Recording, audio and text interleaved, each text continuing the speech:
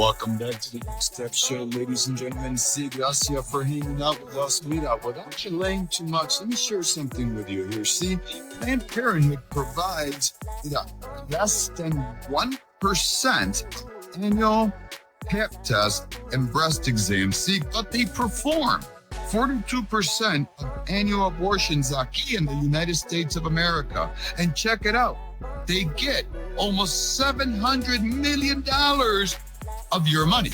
To talk about that, see, is somebody who the respect is even immeasurable that I have for this hero. See, an individual that leads, see, feminists choosing life.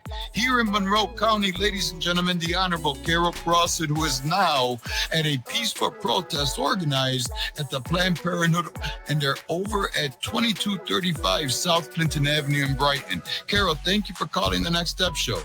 Oh, you're welcome, Peter. I don't know if you can hear me. There's a lot going on here at the Planned Parenthood in Brighton on the corner of Clinton and Westfall Road. About 60 people holding signs and speaking to the public, to the cars as they drive by.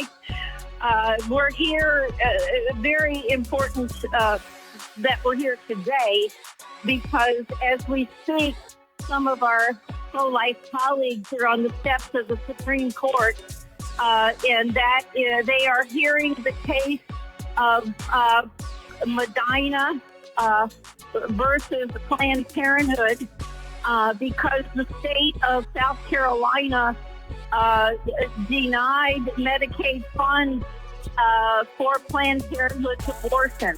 And so Planned Parenthood is involved in this lawsuit against the state of South Carolina. And it's important that we win this case, because other state departments of health and their Medicaid funds will not go to Planned Parenthood. The other important reason, Peter, for being here today is that this week the Congress is deciding our budgetary priorities, and we've heard a lot about DOGE and DOGE wanting to defund a lot of these oftentimes critical concerns, and we want to say to DOGE to not fund, to defund hate, to defund violence, to defund Planned Parenthood. So that's why April 2nd is such an important date, Peter.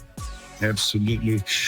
Carol, and I know you're very busy, so I won't hang on to you for too long. But Carol, if you can share one message with all the elected leaders here in Monroe County and really throughout the country, ma'am, what would that message be?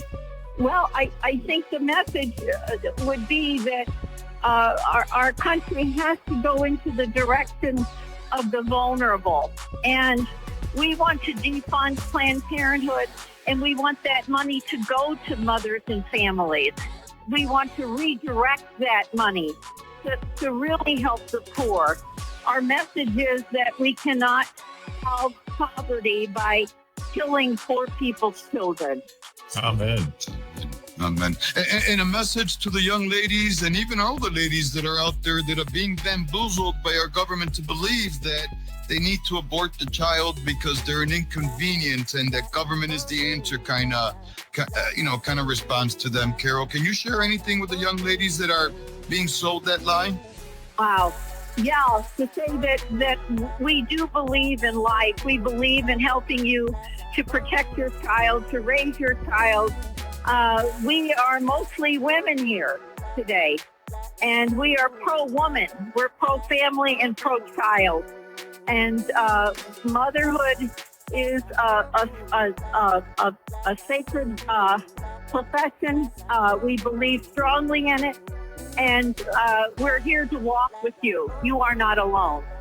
Okay, Kira, I got to ask one more question just to ensure that our listeners understand the severity of what we're dealing with and how the solution is within us to make the change, not always in Albany. Ma'am, are you some really strong conservative Republican who's sitting out there beating the Republican mantra at this point? Oh, wow. I love it. I love that question. Basically, I'm a Democrat, and I feel badly. Our party used to be the party of the vulnerable and the poor, and that's why we lost the last election. We've forgotten our mission, and so I'm a Democrat. There are other Democrats here too. This is not a partisan effort. This is a bipartisan, united concern. And you're not just a Democrat, you are also the leader in leading a feminist group, which by definition kind of creates a bit of a contradiction. Can you clarify that? Well, we walk in the footsteps of folks like Susan B. Anthony and Elizabeth Cady Stanton, who all oppose abortion, of course. They believe that women were superior because of their motherhood. They believe strongly they were our first feminist foremothers, and they give us direction today.